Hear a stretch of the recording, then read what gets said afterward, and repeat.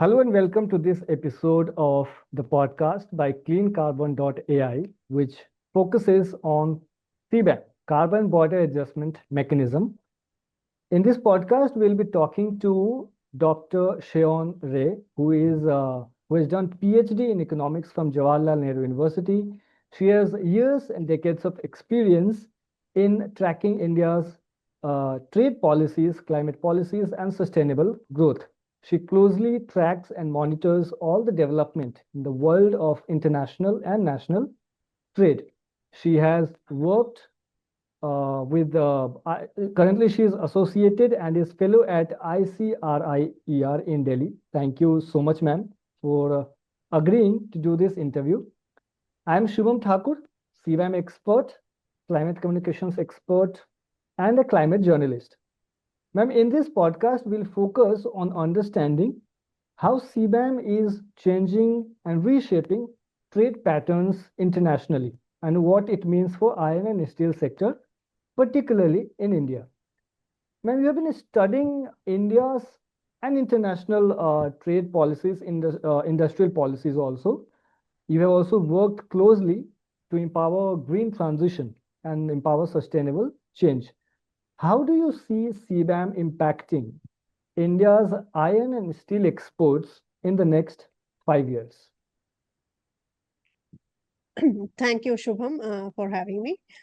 So, as we know that, the iron and steel sector is a very important core sector of the economy. And the data from the economic survey of 25-26, in fact, says that the country's crude steel and finished steel production registered a growth of about 3.3 and 4.6% respectively. In FY24, the production of crude steel was about 143 metric tons, and finished steel was 138.5. And the interesting thing is that we do export steel, finished steel, but we also import finished steel. In the context of the EU, particularly, EU represents about 23 to 25% of India's iron and steel export market. In FY 22-23, it was valued at around $13 billion. So in terms of exposure, India's exposure to CBAM, for the iron and steel sector, it is about in 2023, it was at about 5557.1 US dollar millions. So it is, in fact, very significant. And so the share of CBAM exports to about India's total exports to the EU, in the recent times, it has increased from about 6.3% in 2014 to about 10.5% in 2023. So the exposure that we are talking about in terms of the EU CBAM coming into effect from January 2026 is this 10.5%. But we have to understand that this actually is only talking about our exports of mainly finished steel. Okay.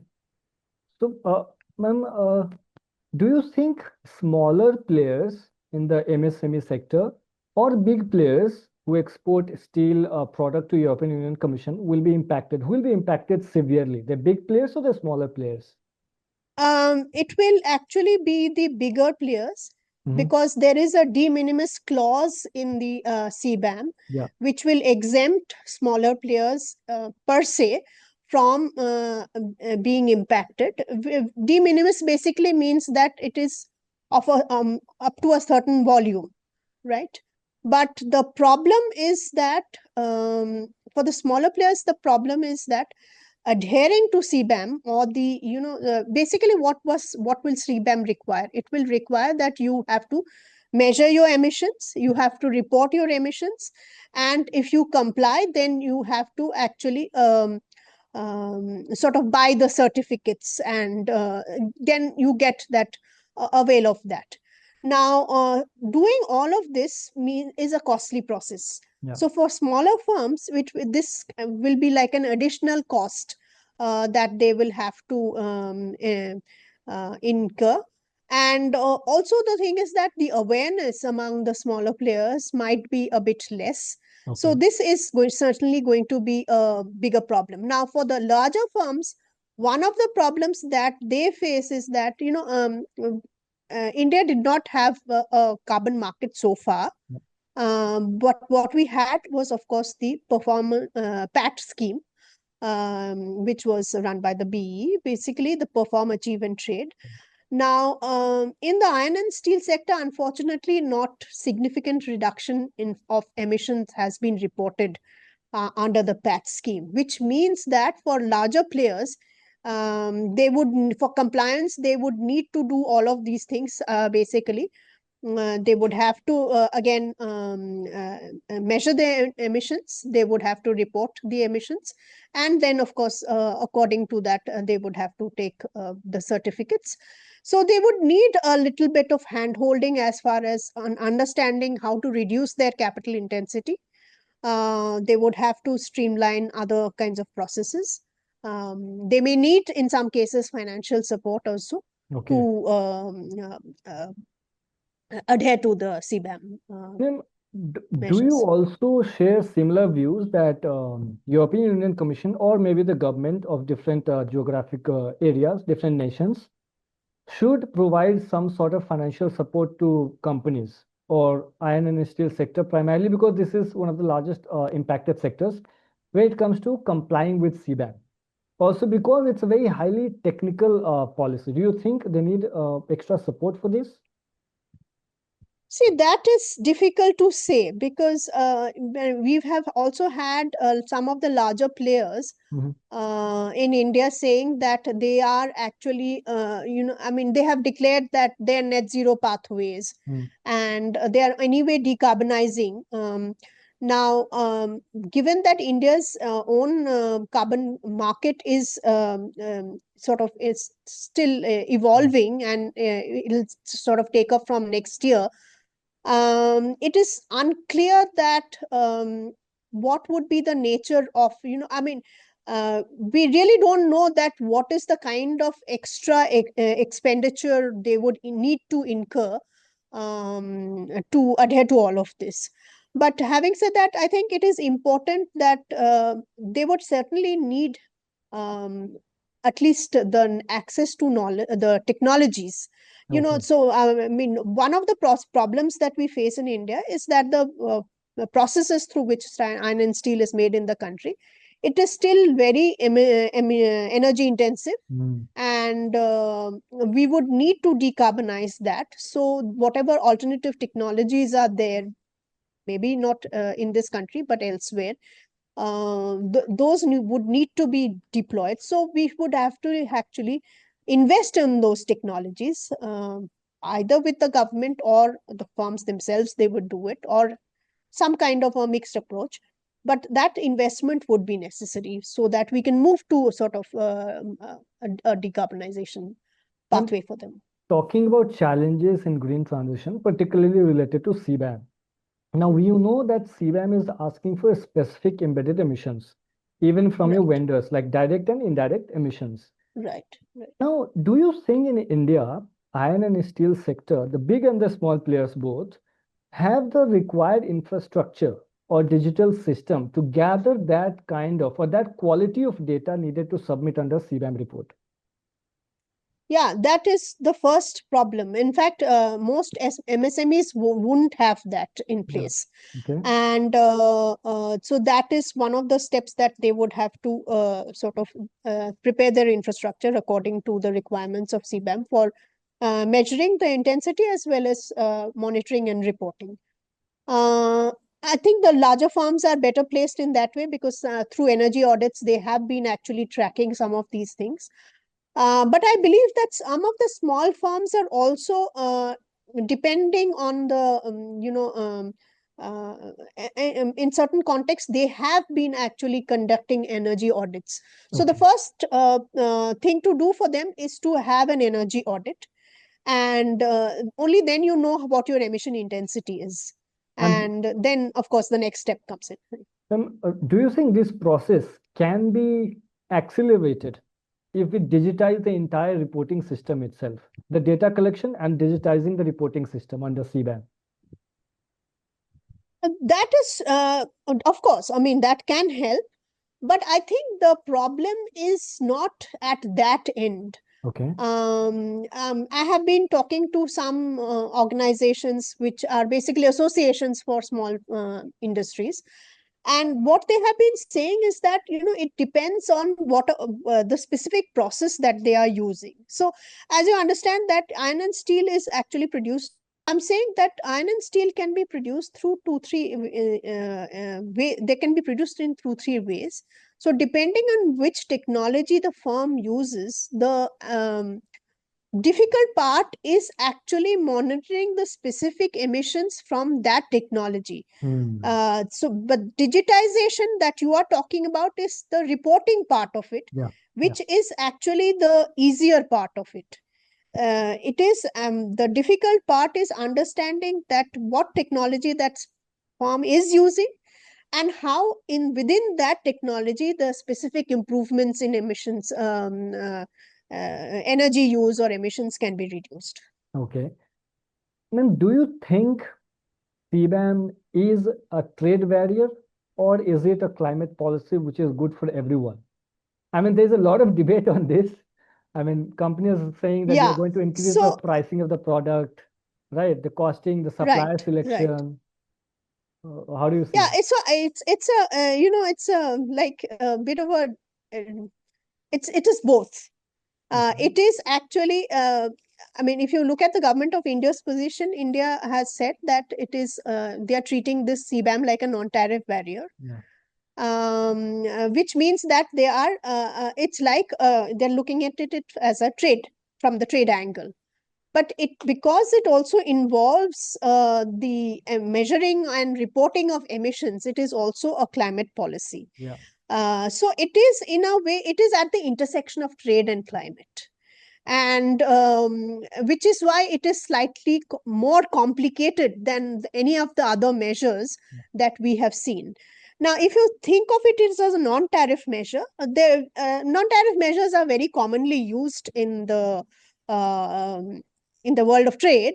So it could be, I mean, there are many non-tariff measures that countries use. For example, it could be like an export restraint, it could be a subsidy or a quality control. But this is basically like a standard. So you're saying that your processes have to adhere to this standard. So the emission is like a standard that the EU is prescribing to the world. And if you adhere to that standard, then it is fine. But if you do not, then you have to, you will be facing this kind of an additional cost. Now, which means it makes you uncompetitive in the EU market, right? But it is also then an opportunity, because it is also a way in which, if you are actually not meeting the standard, the opportunity for you is to decarbonize your industry. And so for the iron and steel sector, it means that the processes that you've been using, DRI or whatever you have been using so far, you need to actually decarbonize it. And how you will do that, of course, is, and it obviously it can't be done in a very short period of time. This will require investment. It will require upgrading your technology. So all of that it's a time taking as well as a costly affair. And but it is definitely then also an opportunity to decarbonize your sector. Why I asked that question, ma'am, because you know that from January 26, they are going to impose carbon tax on this. I mean, higher the embedded emission in your product and the export, higher the amount of money you are going to pay. As of now, it's going to be the importer, but importer at the end of the day is going to recover that loss of money from somewhere, right? And consumer is going to pay the price for that. You think this is going to impact severely on two players in Indian iron and steel sector, because we are the second largest producer of iron and steel? Yes. So the thing is that we are the second largest producer of iron and steel, but we are not the second largest exporter of iron and steel.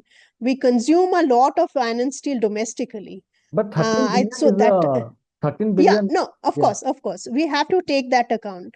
Now, so basically, the way the ETS will work, the CBAM will work is that it will be based on a system of certificates, right? So if your emissions are of a particular within a threshold, then you will be issued that certificate, and you can actually trade those certificates also.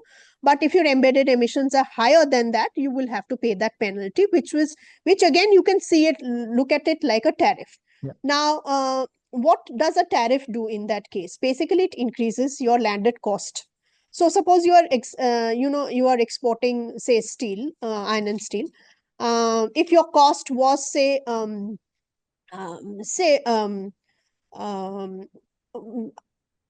X euros. X euros, what it would mean that if the tariff is 10%, it would be on that 10% additional cost of over that X euros, right? Now, as we understand that, of course, this will impact our exports to the EU starting from January 1st, 2026. But there are other things that we have to also consider, which, given the world trading system right now is in such a is in such a flux, I should say, that there are several things that we don't know as of now. So the US administration has imposed tariffs on steel and aluminum. That is additional pressure on the steel sector. Yes. No, so the thing is that this is one set of issues. That is another set of issues. But with what it means is that all of these are going to complicate the flows. Now, one of the things is that, and also we have signed an FTA with CETA with the UK, but we have not managed to negotiate that we will be exempt from CBAM when they introduce their CBAM. And they are going to come up in 2027. Exactly. So, which means that at that time, our exports to the UK will face a tariff of about 14 to 24%. So it's going to be double whammy for the industry if it doesn't. So which means that suppose we were thinking of diversifying from the EU to the UK in the interim, we will not be able to. I mean, it is only for 1 year, then we could do so. So what it means is that either we sell elsewhere, not the EU, not the US, or elsewhere, or we increase our domestic consumption of iron and steel, or maybe some other third country, of course. Ma'am, this brings me to the next question, which is how it is going to reshape national and international trade and business opportunities. So here is a scenario. In India, you have green steel taxonomy also on the greenness of the steel. Then the fluctuating tariffs on the steel exports. Then you have CBAM. Other than this, you have UK CBAM. Australia is considering one similar structure, even Canada. Earlier, it was thought that CBAM is just limited to European Union Commission. And since it's a temporary phenomenon, it's limited only to 6 sectors as currently. Do you think it's no longer just an option, but to start decarbonization at the earliest possible time? Because if you don't, you are going to face multiple pressures, and all are going to ask you more or less the same data, green transition data, right? Emissions data. How do you view this, and how it is going to reshape business patterns and revenue models? Why do I ask that question is, an exporter in India could say earlier that I do not want to and no longer want to export to European Union Commission. I want to maybe export it to Middle East or US or maybe UK because they do not have CBAM as of now. That is changing for sure. Even India could have its own CBAM-like a structure. CCTS we already have. How do you put in all this perspective on one page and see the entire business model itself change in the coming few years? Right. Now, it is going to be very tricky initially because in the next 1 year, what we'll see, I'll say starting from 1st August, we will have the US tariffs because the deal is not certain right now. Then from 1st January 2026, we have the CBAM from the EU. And then thereafter, from January of 2027, maybe the UK CBAM and the others, etc. Now, if this is this is this is like an additional duty or penalty that our producers are going to face, which means that their competitiveness goes down, and it is possible that the European Union particularly might source from other countries like South Korea or Australia or other countries, etc. So the thing is that in the short term, what we can do is either look at alternative markets, but in the medium and the long term, what we have to do is we have to decarbonize, and that is a given. Now, this is something that anyway we have been trying to do. It is part of our net zero targets as well, because we have also set targets for every sector as well. It is in line with our NDCs. So there is no problem there. The only problem is that each of these decarbonization processes are expensive, they are time taken, and we would have to have access to those technologies, because sometimes in some cases it could be things like, instead of using coal, for example, as our primary energy source, we would have to use more of hydrogen. Now, in that case, what it means is that we would need those electrolyzers, but we are not producing those electrolyzers in the countries, though we would have to import that. Or we switch to more renewables. We have our primary energy source from renewables has increased in the recent past, so we would have to rely more on those kinds of sources. So the problem, the market is definitely going to be very uncertain from now on, and particularly for SMEs, what it would mean is that, see, there are two issues here. One is that not knowing the uncertainty of it all, that if there is a definite legislation, you can prepare for that, but if there is uncertainty, that is another kind of problem, because what then firms will do is that they will stop, they'll postpone their decisions or their decision to export, etc. Alternatively, then in at least in the short run, and then when the legislation becomes clearer, then you would actually see how you can decarbonize. So there'll be a lot of at least in the next 1 or 2 years, there'll be a lot of uncertainty. There will be a lot of fluctuations in the market. The market will be very volatile. Ma'am, from a research standpoint and from your experience, you've been interacting with multiple people at all levels. If I could ask you, what are some of the biggest challenges when it comes to accurate CBAM compliance from Indian subcontinent? Yeah, so I think firstly, measuring the emission intensity. Okay. Because the thing is that unless we have adequate data on that, what is the cost of a ton of carbon in the country, right? We need to know that. And of course, obviously for the iron and steel sector, what their emission intensity, they need to know that. The aluminum sector also needs to know that. And it is also dependent on which particular process they are using. So in a blast furnace process, it will be different. From a DRI process, it will be different. So unless we have these numbers, we don't know. The other issue is that what is our primary energy use?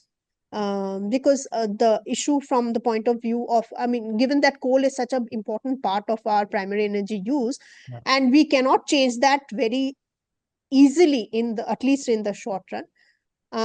We can increase our use of renewables, but that is also, which we have done, but that is also a gradual process. So we need numbers on all of this. This is going to be the first and most important thing, as far as only when you have the numbers can you do the reporting. Only then you can do the monitoring, right?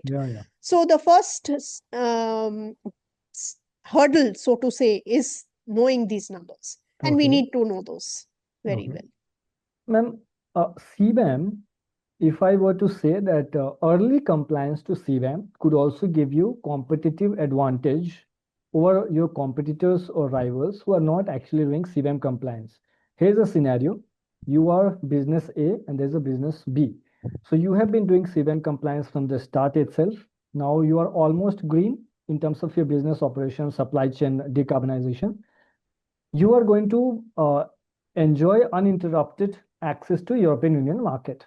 But your rival is going to lose that market share because it was not serious about CBAM. And since CBAM is not a temporary phenomenon, you're also going to, or maybe have the potential to gain that extra market share that has been lost by the other player.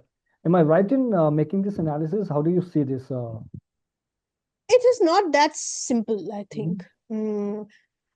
Because see, the thing is that international trade takes place to, I mean, it's basically a partnership. Basically, when a firm exports, it is exporting to another firm. Yeah. Right? Another firm is importing. I mean, there will be governments at both sides, there will be customs at both sides, but it is really a firm to firm kind of interaction. Yeah. And their networks are what actually is the most important thing. Okay. Now, it is possible that you are competitive, so your partner is sourcing from you. Yeah. If you have complied with CBAM, you are competitive, and you are competitive. You are sourcing, but this is not to say that you will remain competitive forever, right? Now the thing is that in this world which is changing very rapidly, the critical thing is basically how resilient you are. And that is actually the lesson that comes out from all of this is your resilience. This is CBAM is like a shock that you are now going to see in 2026. There have been many other shocks that you have either withstood or not been able to withstand. For example, you had the shock of COVID before this. And there will be many other shocks to come also. It could be in the form of some other country imposing some other restriction or some other kind of regulation, or it could be the upheaval in the world trading system, or it could be something like a war somewhere, right? Now all of these are shocks. Now how quickly you adapt and how quickly you can change to the situation is the test of your resilience, and how quickly you bounce back in some sense. Now, of course, it is not so easy to do. I mean, we can, you just think about a firm that which has been producing iron and steel in a particular way. Now, they have their processes, they have their systems. Now, they cannot change things overnight, right? But there are organizations which are slightly more lean in that sense, or more agile, I should say, than others, and they will be able to quickly sort of turn around the situation, turn around to the situation and adapt quickly, but others may not be able to. What I have been able to understand, ma'am, is that if businesses are climate conscious and are going green transition, they are going to have advantages of it, because sooner or later it's going to be there. I mean, businesses have to decarbonize their supply chain. They have to achieve their net zero through multiple policies like CBAM and many others to come, as you said. My last question, ma'am, is if I could ask you, what are your 2 to 3 recommendations for Indian iron and steel sector or other sectors also in the context of CBAM to maintain their competitive edge when they want to go and trade with European Union Commission? Right.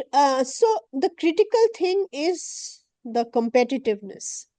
I mean, how do you remain competitive? Because one of the things is that I mean, we often in trade we say that we are not being able to export into this market because there's a market barrier, or there is a tariff or something else.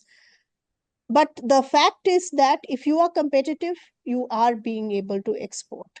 And so the critical thing for firms is how can they remain competitive?